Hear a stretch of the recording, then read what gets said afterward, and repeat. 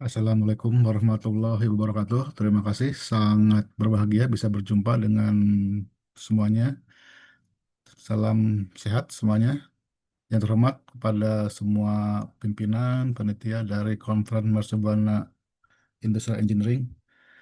Terima kasih atas kesempatannya pada hari ini, Juli 12 tahun 2025, dalam tema Smart and Sustainable Industrial ya, dalam driving rendah emisi gitu ya. Baik, untuk materi yang akan saya coba sampaikan dalam kesempatan ini adalah tentang penggunaan eh, truk kendaraan transportasi yang dikeluarkan oleh Yudi Truk merek Quester yang dipakai dalam kesempatan ini ya. Jadi judulnya adalah evaluasi penggunaan bahan bakar biodiesel B35 dan Pertamina pada truk Quester Euro 5 untuk mendukung strategik logistik rendah emisi gitu ya. Perkenalkan, nama saya adalah Ganjar Sidik Gandara, masih aktif juga di Universitas Bina Bangsa di Serang ya, Kota Serang. Kami di bagian lumayan panas di Serang ya. Terima kasih, salam jumpa. Selanjutnya, konten yang ada di sini mulai dari latar belakang, tujuan, sampai dengan kesimpulan ya. Latar belakang itu dasarnya kenapa saya coba mengambil topik ini adalah dari global yang ada di dunia ini ya, pemanasan global, terus juga di Indonesia masih terus menjadi bahan perbincangan dan masih menjadi PR besar buat kita semua. Kenaikan dari 2013 sampai terakhir di 2023 ini sekitar 4%, bahkan sampai 3 tahun terakhir bisa 5% ya, kenaikan dari gas emisi untuk rumah kaca ini global dan masih menjadikan betapa makin hari dunia ini, kota kita ini makin panas ya.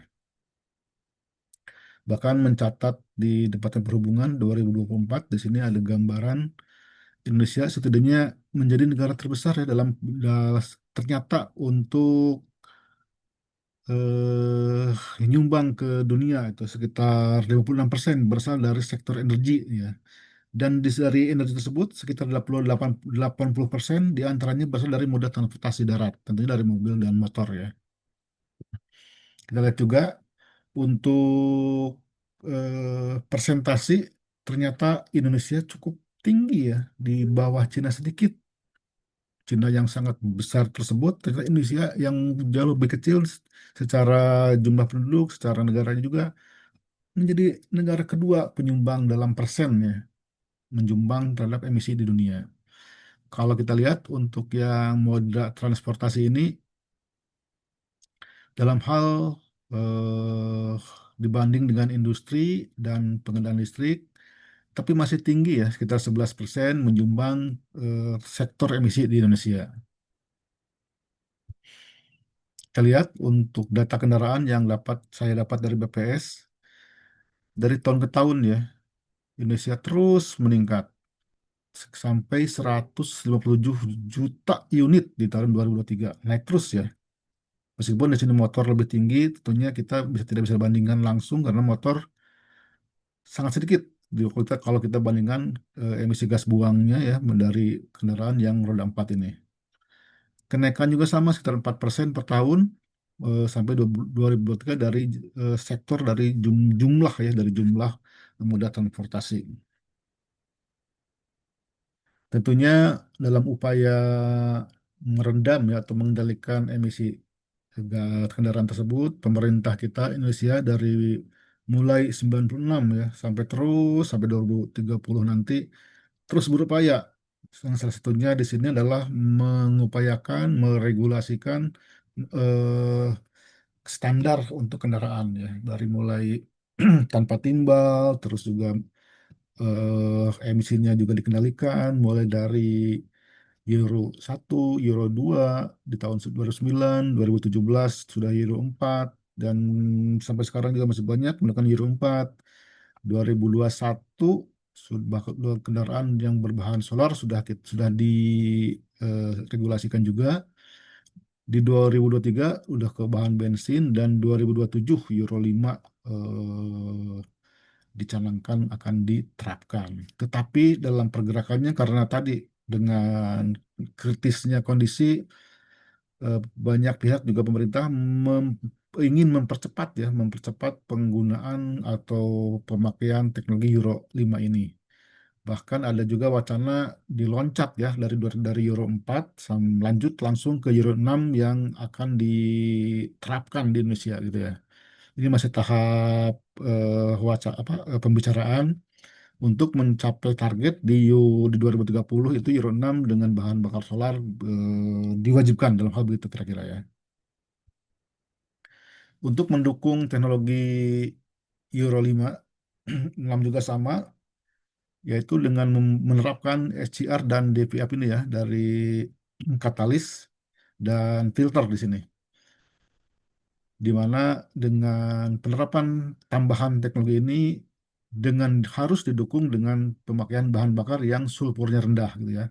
Standar Euro adalah 10 maksimal untuk sulfur 10 ppm ya. Agar agar kenapa? Agar bisa mengurangi emisi gas buang yang bisa menyebabkan eh, masalah terhadap pernapasan kesehatan kita semua ya. Juga meningkatkan kualitas udara, terutama di daerah perkotaan, contohnya tempat saya sekarang. Dan tentunya untuk menjaga dari performa mesin tersebut ya, karena untuk teknologi yang tinggi, kalau bahan bakar yang tidak mendukung, tentunya akan tidak banyak berefek gitu ya. Selanjutnya metodologi yang diambil atau diterapkan dalam pembahasan ini dari armada yang ada di tempat kami di bagian logistik, dari manufaktur yang sebagian juga memakai armada internal gitu ya. Jadi selain internal kami juga pakai eksternal, tapi dalam hal ini yang dipakai untuk data atau sampel pengamatan ini adalah mobil-mobil internal yang sudah menggunakan teknologi Euro 5.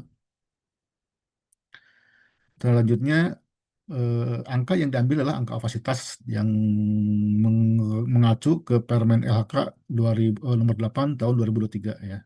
Di mana angka kapasitas untuk mobil-mobil di atas 2020 maksimal 35% kapasitasnya. Jadi yang dibahas dalam hal juga dalam penelitian adalah truk yang di atas tahun 2021 sampai 2024 ya.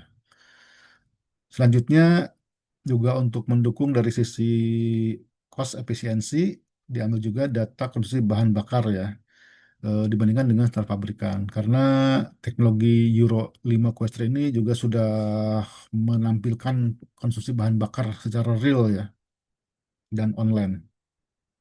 Data terus singgungnya data yang diambil data 2023 sampai 2025. Tapi mobilnya dari tahun di atas 2020 mobilnya, tapi data diambil data pengukuran emisi dari 2 tahun 2 tahun ya 2023, 24, 25, 3 tahun sampai 2025 awal. Ini kerangka berpikirnya mulai dari data emisi yang tinggi ya dari eh, Indonesia maupun di dunia, dan kita juga menggunakan regulasi yang dikeluarkan di Eropa. Kenapa Eropa? Karena banyak juga negara-negara lain di Asia yang mengikuti ya aturan Eropa ini.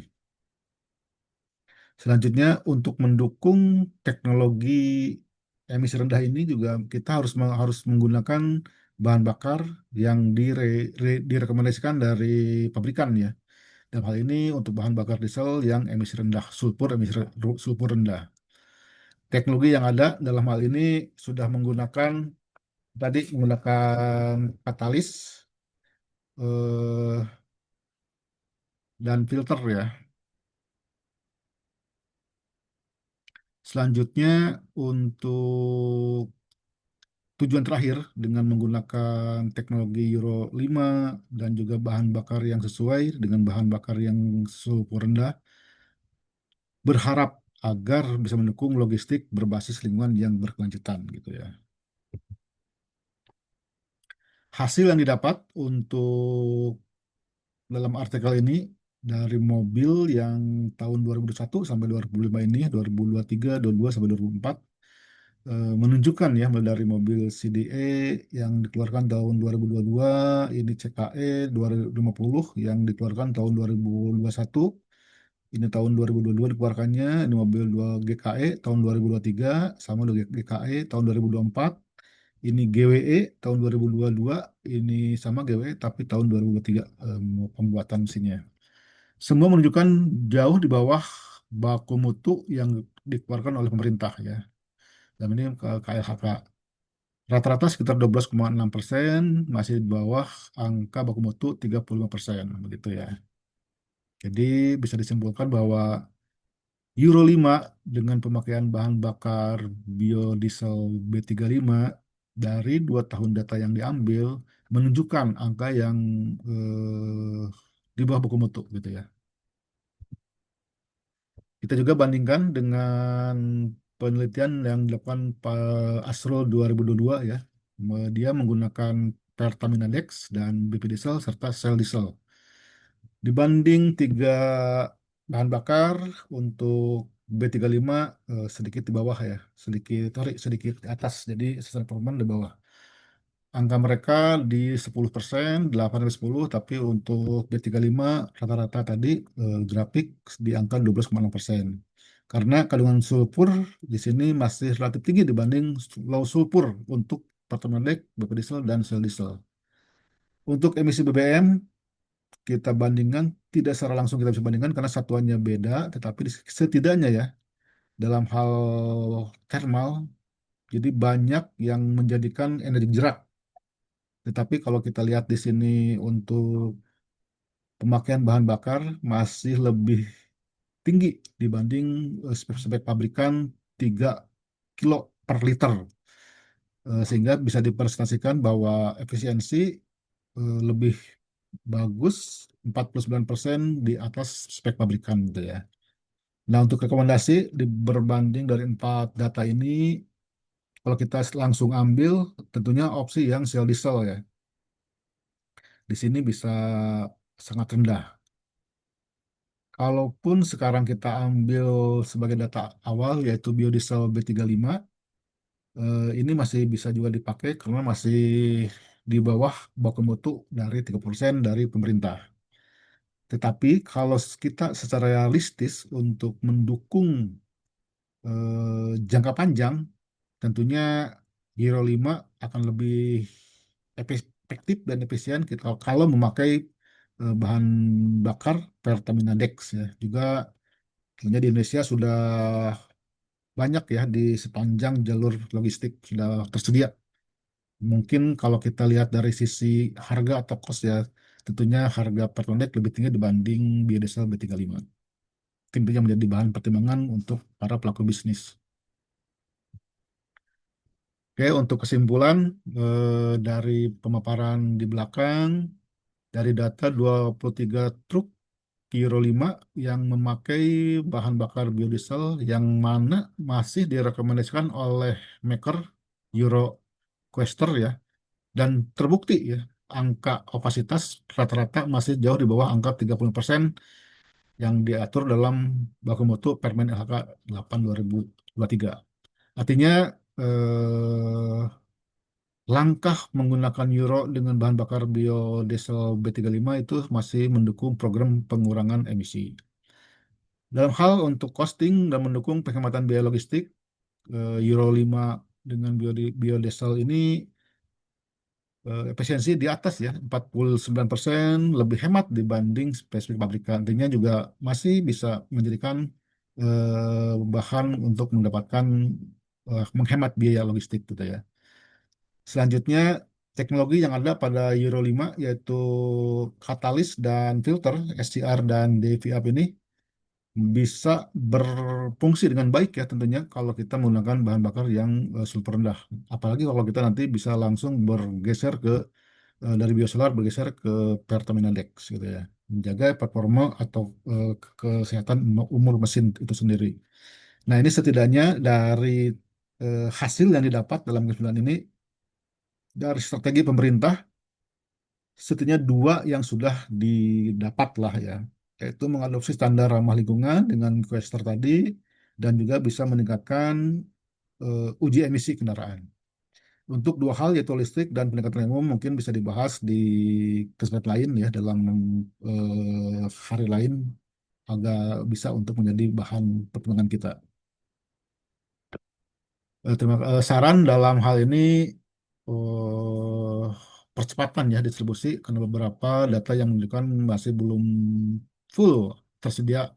Contoh di tempat jalur karena jalur-jalur logistik tentunya tidak hanya di perkotaan bahkan sampai ke desa-desa. Terus juga pemerintah berharap bisa memberikan insentif, bisa jadi bahwa pengurangan biaya restribusi lingkungan atau pengurangan pajak kendaraan, contoh realnya ya.